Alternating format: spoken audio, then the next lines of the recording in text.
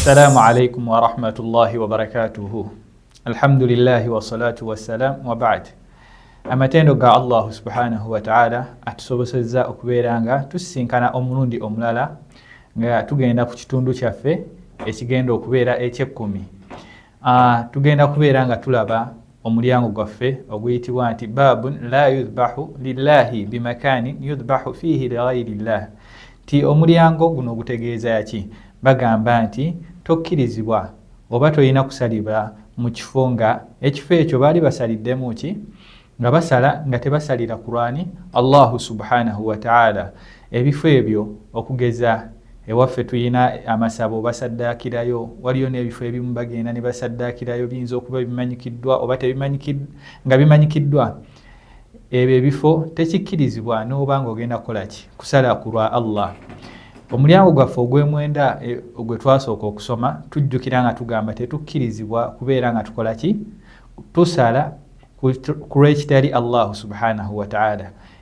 Tukwasagana ne guno omulyango nga tugamba nti ate nno wadde osala nga kwosalira ku lwa Allah olina okubeera nga osalira mu kifo oba tolina kubeera nga osalira mu kifo kiri nti baali bakisaliramu oba nga kimanyikiddwa nti ky'abantu bagatta ku Allah subhanahu wa ta'ala. Olwo nno ekyo eyo topiki oba guno omulamwa tufunamu ebintu bibiri. Ekisooka okubeera nga tetulina kubeera nga twefaanaganyiza abagatta ku Allah subhanahu wa ta'ala. Kifaanana bubi okubeera nga tukola ki? Tubeefaanaganya. Ate omuntu weefaanaganya omuntu abanga omuntu alimu ekyo ekibinja. N'ekirala omulamwa mweno topiki okubeera nga tukuuma ekitiibwa kyaffe. Omuntu tasobola kubeera nga akulaba kangeze bino temuli kusala kyokka wabula n'okubeera nga tulabikira mu bifo ebitali ki ebyokugatta ku Allah subhanahu wa ta'ala. Omuntu ne babeera nga alabibwa buli kanaku ng'agenda mu kyaki oba nti ku Sande agenda mu kyaki ng'ate nno musiraamu naye ng'ate mu muzikiti oyinza okusanga ate talabikayo ti agenda mu kyaki olwo ku Sande mu kubeera nga akolagana ne community. Ebyo ebintu bibeera nga bitoboola ekitiibwa ky'omuntu era oyinza okukomenkereza ng'abantu babuzaabuziddwa nga bagamba nno gundi ayinza okuba ki si musiraamu. Tugende mu maaso n'omulamwa gwaffe okusinziira ku bujulizi obuliwo nti Allah subhanahu wa ta'ala abeera nga atugamba mu aya nti la taqum fihi abadan. Ti aya netegeeza ki? Aya eno nno omubaka nabiina Muhammadin sallallahu alaihi wasallam yazimba omuzikiti, naye amala ozimba omuzikiti abannanfuusi ne babeera nga nabo bazimba omuzikiti okubeera nga omulamwa gwabwe nno gwali kubeera nga balwanyisa ki? Nabbi Muhammadin sallallahu alaihi wasallam. Baali bannanfuusi bazimba omuzikiti ogwo nga ekigendererwa kyabwe kubeera nga balwanyisa omubaka nabiina Muhammadin sallallahu alaihi wasallam. Tebakomaawo ne babeera nga bamwekozaako olukwanukwanu ne bamweyisa okubeera nga agenda kukola ki? Okusaalira mu muzikiti ogwo. Naye aba tannabagenda Allah subhanahu wa ta'ala n'abeera nga amugamba togenda mu muzikiti oba tosaalira mu muzikiti ogwo. Olwaki? Olw'okuba ebigendererwa byabwe bye baali bazimbisizza omu muzikiti ogwo oba ambition zaabwe zaali mbi nnyo nga tezikwatagana naki na busiraamu. Bo baali baagala kukola ki? Kubeera nga ate basaanyaawo busiraamu. Omubaka era n'abeera nga agaanibwa okubeera nga akola ki? Asaalira mu kifo kyonna nga oba okusaalira wetujja obujulizi okubeera nga tetusaalira mu bifo nga bisinzibwamu oba nga bikolerwamu eddogo. N'ekirala okubeera nga tetwesembeza bintu bwe bityo ebibi. Era waliyo n'obujulizi obulala omu ku basahaba ba nabiina Muhammadin sallallahu alaihi wasallam ayitibwa Umar eyali khalifa owokubiri. Tirumu agendako Shaami saawa zino awayitibwa Palestine.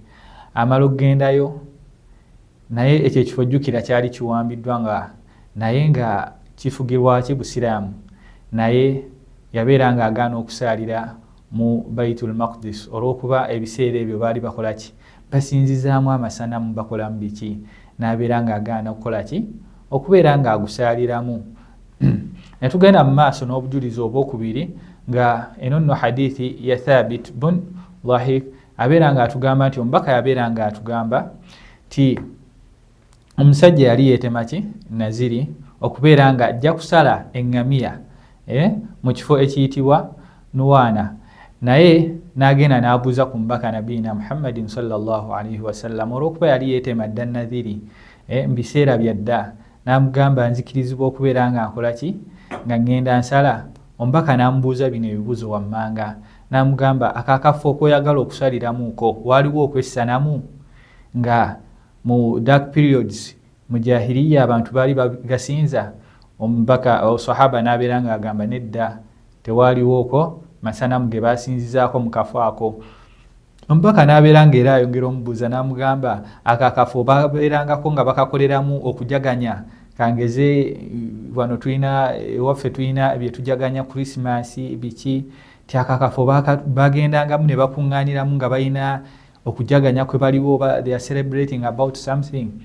Omusahaba n'abeera nga amuddamu nedda, tewakolebwangawo ki kintu kyonna kya mikolo giki gigattako Allah. Awo omubaka n'amugamba, n'amuwa green pass, n'amugamba beera nga ogenda osalirawo oba beera nga otuukiriza naziriyo gye wabeera nga okola ki weeyama. Eyo nno mu hadithi tufunamu ki?